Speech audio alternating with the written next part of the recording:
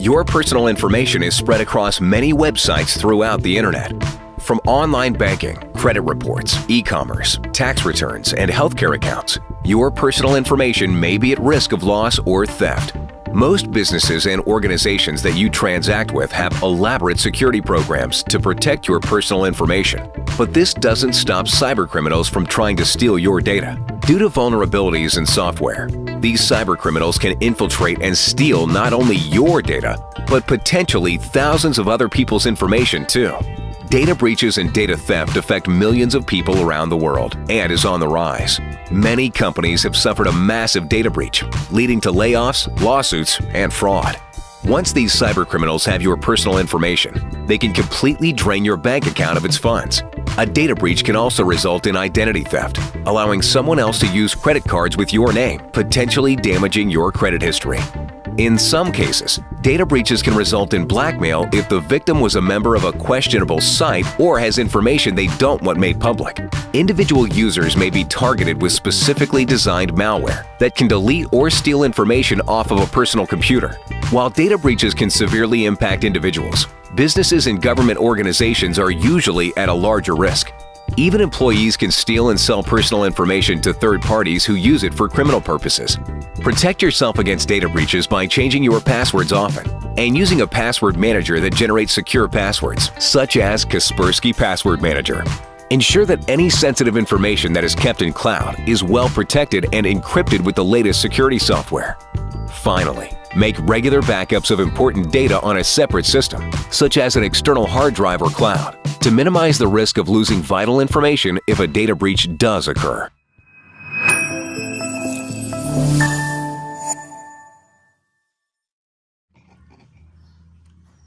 So dito nakita naman natin sa first 10 seconds of the video na yung mga information natin ay already spread na in different sites or company. Kaya nang nabanggit sa video, example doon is yung mga bank, sa direct credit report, e-commerce, tax return, and healthcare. So, bakit yun yung mga una na target is because some way ay nakakonect sila sa internet or sa web, and some people na may masamang intention is kinukuha nila yung mga information natin. Ano-ano nga ba yung mga risk na possible mangyari sa atin makuha nila or magamit sa masamang gawain? Din ano yung mga emotion na kaka-apekto sa mga victims? Possible mangyari is makuha nila yung mga sensitive information such as yung bank account, address, password sa social medias, and possible ma-delete yung mga important details mo.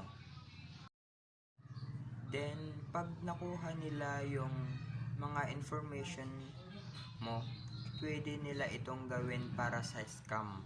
Example, mag-chat sila sa mga relatives mo for money, or mag-post sila sa mga social media mo ng mga sensitive content para mapahiya ka. And sa emotions naman, yung victim maaring makaranas ng anxiety, takot, or mga possible na maging baliw kasi sa kakaisip ng mga possible mangyari sa mga information niya na nakuha. And additionally, hindi lang sa mga individuals pwede mangyari ang mga ito. Nangyayari din sa mga organizations, which is if ma-experience nila, maaring mawalan ng trust yung customers nila and mag-exit at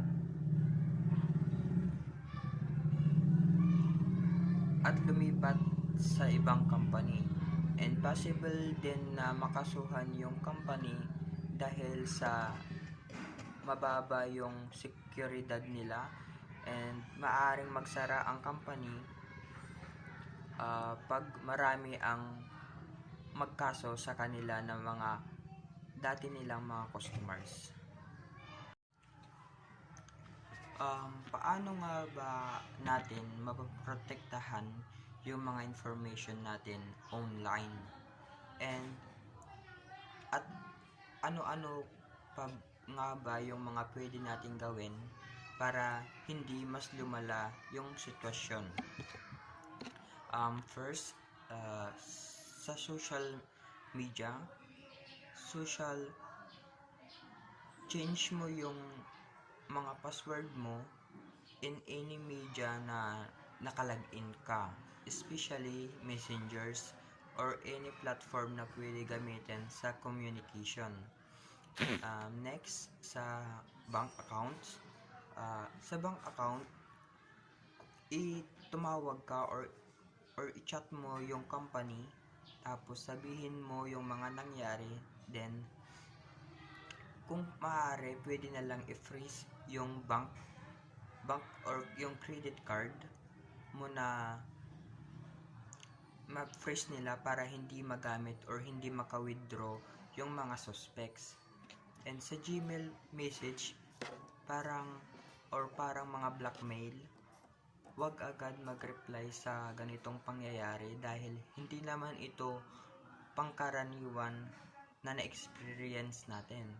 At sa mga links, wag mag-click ng mga link na sinesend sa'yo kasi baka mas lumala pa yung mga anong nangyayari ngayon. Sa part naman ng company, ang pwede nilang gawin is mag-file ng complaint or report to police station. Then magbigay sila ng parang reward para mahuli yung mga may kagagawan nito.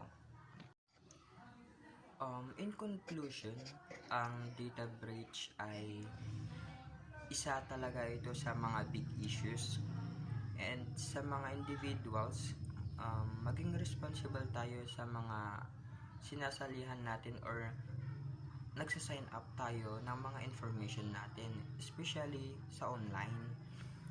Kung sa tingin natin ay hindi ito magandang site or parang yung intuition natin ay hindi maganda, wag na natin ituloy.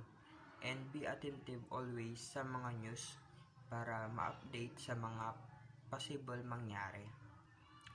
Then if nangyari na ito sa'yo or sa kahit kanina man, wag magpanik kasi hindi naman ito makakatulong para ma-solve yung problem at mas maaring maapektuhan pa yung mental health ng bawat isa. So reminders again to not fall into this kind of crime or happenings.